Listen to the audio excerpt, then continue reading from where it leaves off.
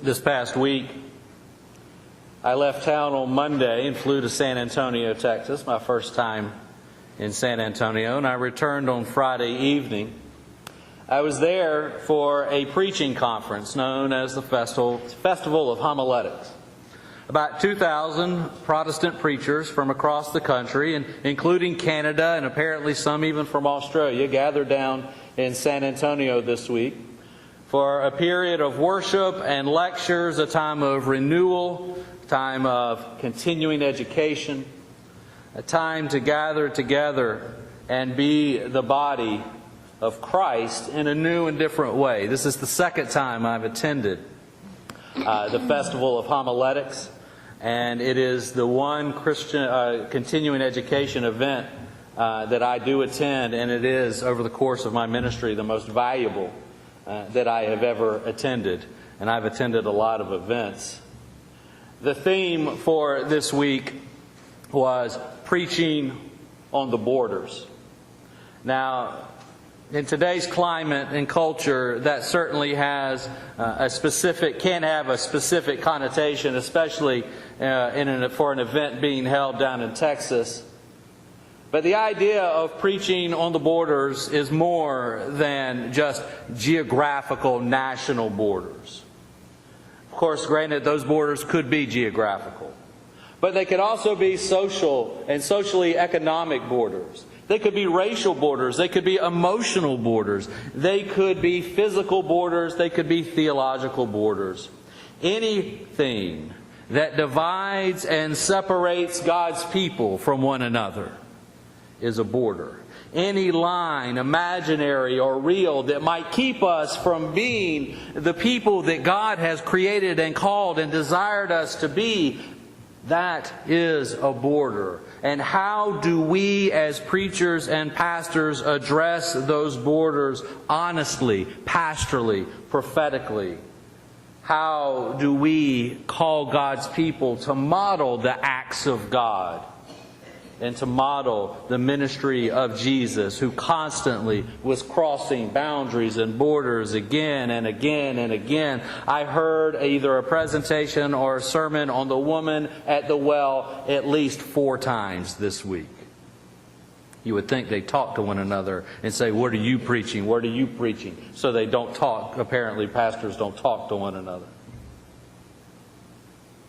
This morning, we have a sermon, a speech by the Apostle Paul in the city of Athens. Now, for the last 2 weeks, we've had Peter on the day of Pentecost. We had Stephen before the church council. Now we get the Apostle Paul.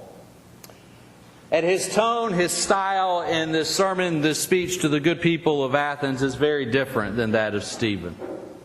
Stephen came across as antagonistic, as powerful, as bold, as prophetic. He was stoned to death. Paul, however, chooses a different way. He chooses to address the border, the boundary of culture. In their own language, in their own style, in their own way, Paul is speaking to a divided culture. A culture that certainly has a religiosity to it. After all, he says, "I see your many gods as I walk around your city." Now this text, church, is one that we should pay very close attention to, because it describes us in so many ways. We of many idols and distractions in our lives and in our world. "I see your many gods," he says, "as I travel around your city. I've seen your arch. I know what is important to you, what you worship. I've visited your Busch Stadium. I've tried your Budweiser. I've been to the Hill and I've tasted your toasted ravioli. I've seen your statues of Chuck Berry, of Musial, Brock, Gibson. I've traveled to Soulard and I've seen your market. I have seen your wealthy in Webster and Kirkwood and Chesterfield and Clayton and St. Charles, but I've also crossed the Delmar Divide. I've been to Delwood. I've visited Ferguson and Canfield Village. I've met your people. That is exactly what Paul is saying and how he is saying it to the people of Athens. Because like the people of Athens, we have many, many things, many idols that we have built for our own worship. Those things pulling at our loyalty and devotion. I have seen your many gods, he says. Paul sees what is important to the people. He's trying to meet these secular folk, these cultural folk, exactly where they are. He doesn't use any high or lofty language, but rather he talks to them in such a way that he can talk to them about God. He grabs their attention by acknowledging their place, their culture, what is significant and important to them. What you say is unknown, I am going to tell you, I just so happen to know. So let me share with you, says Paul. Let me share with you what God has done, what God is doing, and what God is going to continue to do in your midst for you, for all of God's people.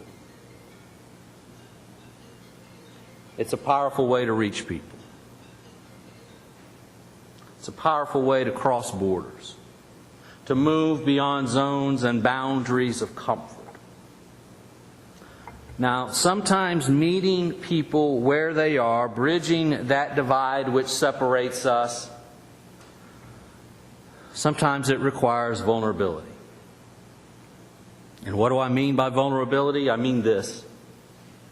It means sometimes being who you are, who you truly, naturally are, in such a way that allows you to meet people who know nothing about God, who know nothing about Jesus. And in doing so, you may make other people, the bystanders, uncomfortable.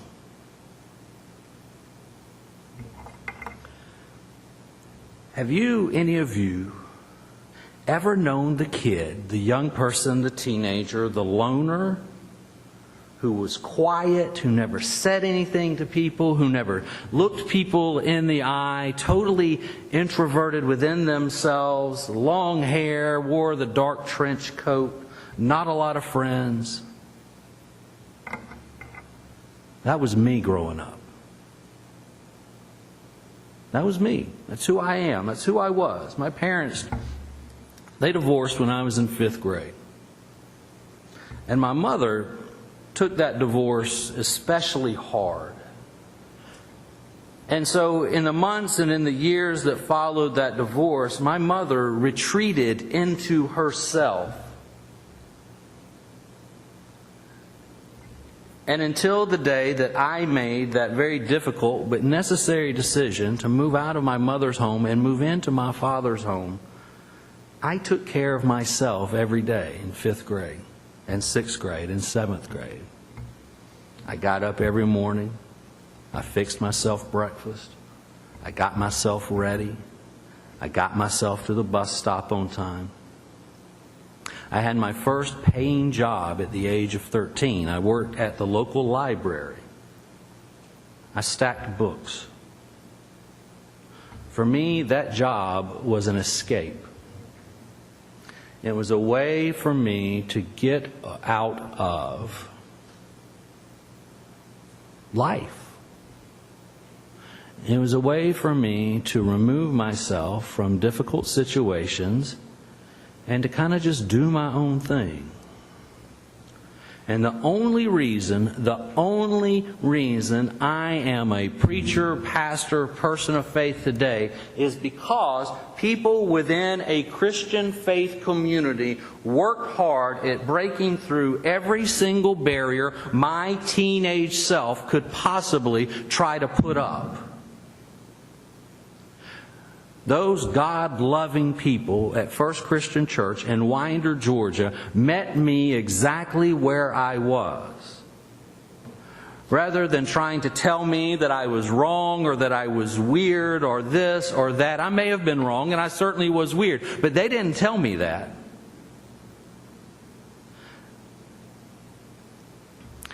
And that experience helped me over the years to reach and to minister to young people myself. Because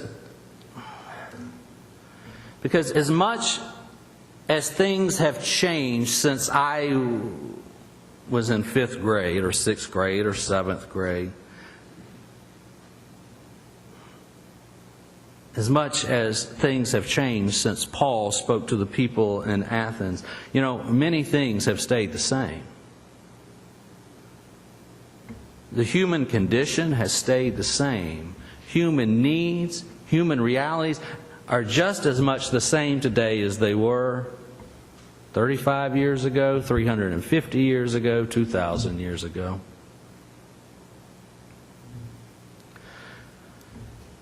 There is still a deep, deep, deep need for empathy in our world today. That ability to meet people where they are, to honor who they are and to honor their experience, to understand that experience and that identity, and to find that common ground as people, as children of God.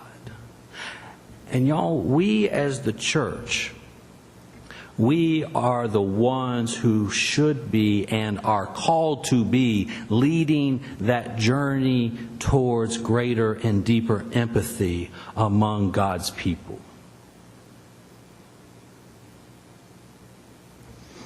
One of the things that I did when I was a child was I joined the Columbia Record and Tape Club.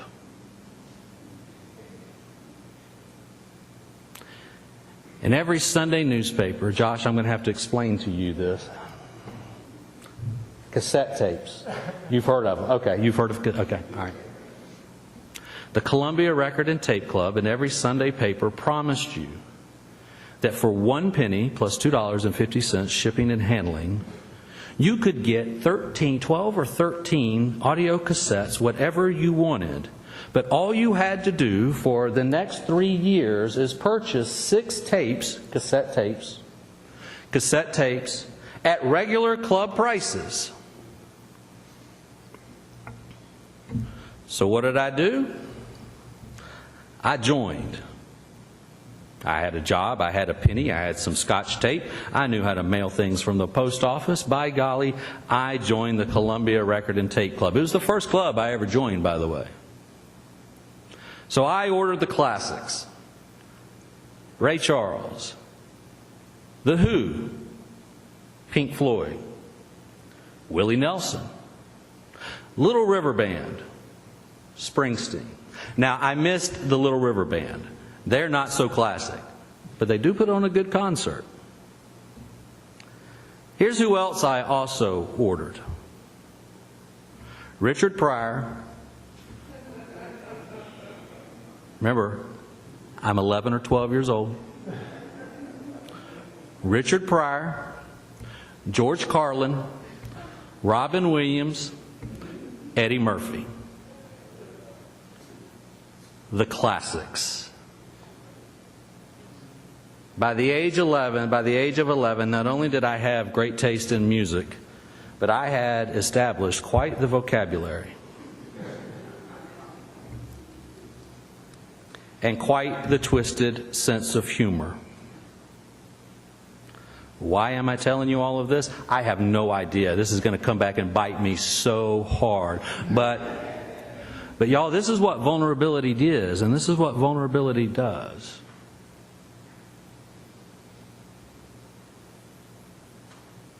You know, what you may not understand about me, and what you probably have not learned about me in the 2 years that we've been together, all of this All of what I did in joining that record and tape club, all that was about survival. It was about me surviving as an 11, 12, 13, 14, 18-year-old, and sometimes even still survival today.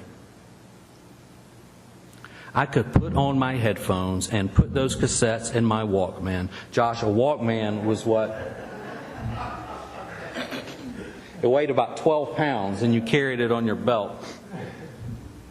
I could put on my headphones and put those cassettes in my Walkman, and I could escape. And I'm appreciative of the laughter.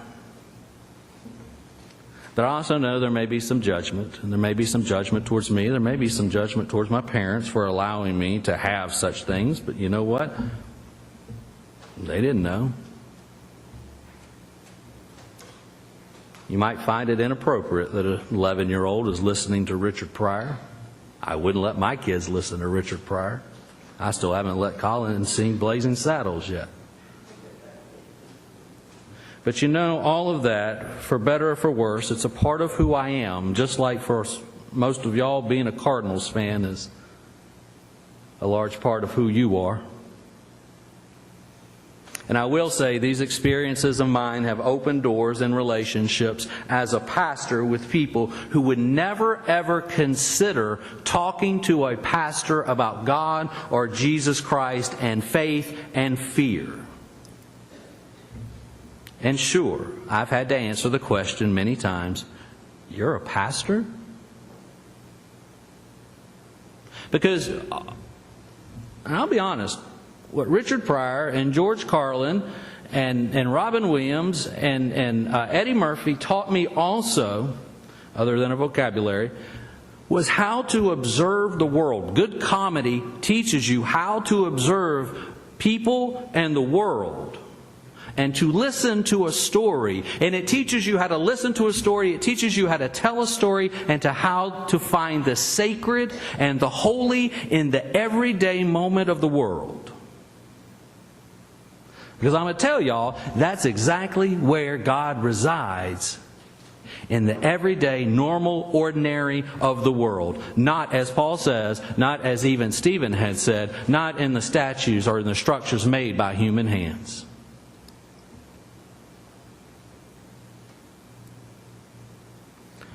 One of the people I had the opportunity to listen to this week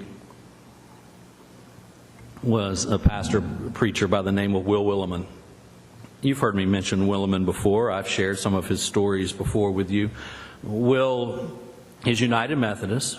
We won't hold that against him. But he's United Methodist. He is a retired bishop. He serves on the faculty of Duke University. I'm not going to hold that against him either.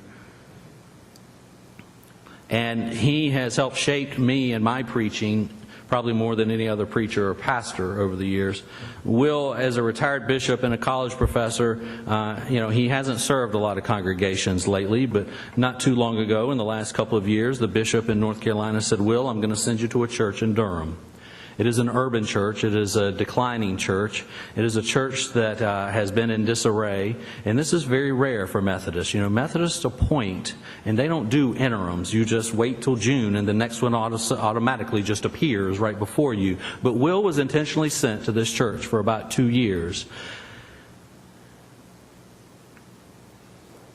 And Will, after some time with the congregation, decided that he needed to step out into the community.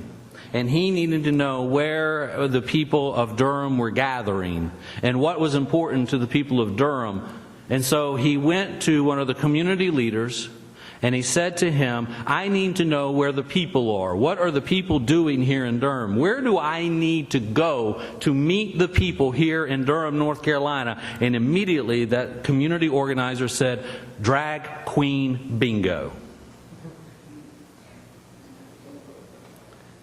And Will said, is there anywhere else? And the person said, you don't want to go? He said, well, not that I don't want to go. He said, and here all this time I thought you were a Christian. I thought you were serious about going where God's people are. So Will decided he would go to Drag Queen Bingo one Saturday night. He was being held a couple of blocks away from the church, and of course Will decided to take a couple of lay people with him, because he wasn't about to go to Drag Queen Bingo by himself. So he went to Drag Queen Bingo. He sat down, he and his friends sat down at a table. Of course, they kind of stuck out like a sore thumb. But they asked, Will, who are you and where are you from? He said, well, I'm Will Williman. I'm pastor of the church, Methodist church, just right over here, just a couple of blocks. And you could see the church. You could see the spire, the steeple, the columns from the church from where they were gathering. And they said, oh, that's a church? And he said, yeah, it's a church. He said, we thought it was a mausoleum. He said, no, it's a church. And they began to talk over the course of the night and learn about one another and listen to one another and gather with one another and created friendships. And towards the end of the night, Will was sitting there at the table, and all of a sudden, a hand reached out to him. It was a hand and an arm covered in a long red glove. And he turned to look at the hand, and he looked at the face. Large, fake eyelashes just fluttering at him. And the voice said, I admire you. I have so much respect for you. And Will said, why? Because I'm a pastor? And the voice said, no. Because you are so secure enough in who you are that you can wear a tie that's 15 years out of style and not even care.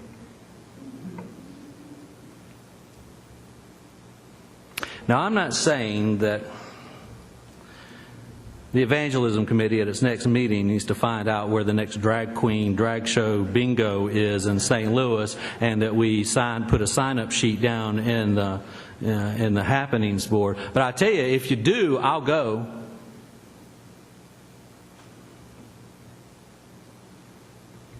But I am saying, y'all, we need to get up. We need to get up out of these pews that are, relatively speaking, comfortable. And we need to go where the people are here in Ferguson and Florissant and Jennings and Delwood and North County. We need to go to those places that we may not want to go. We need to go to those places that make us uncomfortable. Because here's the thing, the Christian faith was meant to be taken to the people. Not meant to remain sedentary waiting for the people to come to us. That's a mistake that a lot of churches have made. That's a mistake that we sometimes make. We're not to remain sedentary and waiting because we're supposed to get up and go. Remember, Jesus said, He didn't say, just sit around and wait for the people to come to you. He said, no, go and baptize and preach and teach and disciple people. Cross all the boundaries, even to the Gentiles, He said, just go, get up and go. Because that is the right and most importantly is the faithful thing to do. And sure, when we do that, and I didn't say if we do that, I said when we do that, when we do that, when you do that, when I do that, there are going to be people who are going to scoff at you. Because that's what they did to Paul.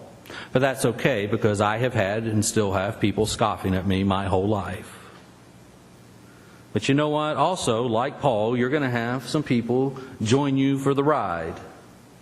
Some of you are going to go along, some of them are going to go along on the journey.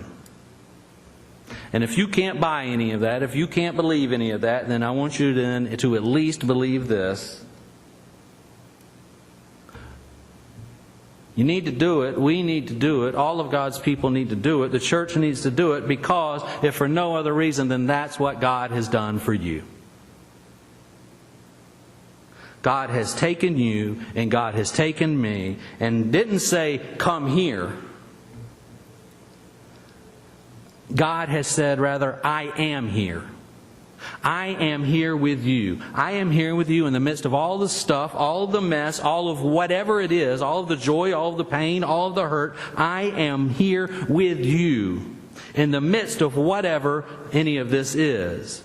God crossed all of those boundaries, all of those borders, the ones that we have set up. The ones that we have set up, God has chosen to cross them. And that's how you meet the people. Not in doctrine or dogma or tradition or deep theological discussion using words like epistemology, hermeneutical, and ecclesiology. But by getting up and risking vulnerability, risking even rejection, by helping others come to know what has been made known to each of us. You know, this Paul guy, he once said that to the Jews I became like a Jew so that I could meet them, and to the Greeks, the Gentiles, I became like a Gentile so that I could meet them. But you want to know what else he said? He said there is no longer any Jew or Greek, because we're just simply people. All of us, we're just simply people trying to get through this thing called life. We're God's people. And while politicians talk about building walls, we followers of Jesus, we are called to tear them down wherever we find them. And in their place, we're called to build bridges. Bridges that allow travel back and forth so that we can meet one another where we live and where we work and where we play and where we vote and even, yes, where we worship. Because after all, God has broken down all of the barriers that you and I have expended, wasted great time and energy and resources to create.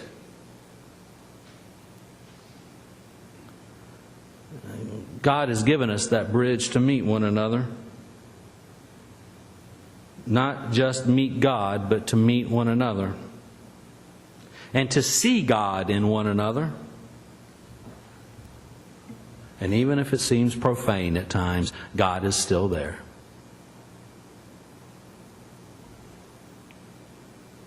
That bridge is Jesus Christ, by the way. So, church, now it's your turn. It's your turn to be like Jesus. It's your turn to be the bridge that replaces the walls, the imaginary and the real borders. So go. Just go. Drag queen bingo, go. The neighborhood, right over here. Go. I don't care if it makes you uncomfortable. Because I guarantee you, if it makes you uncomfortable, more than likely it's the right thing and the faithful thing to do. Because that's how God works. Just go and meet the people where they are. And if it would help you, I have some old Richard Pryor and Eddie Murphy and George Carlin tapes you can borrow.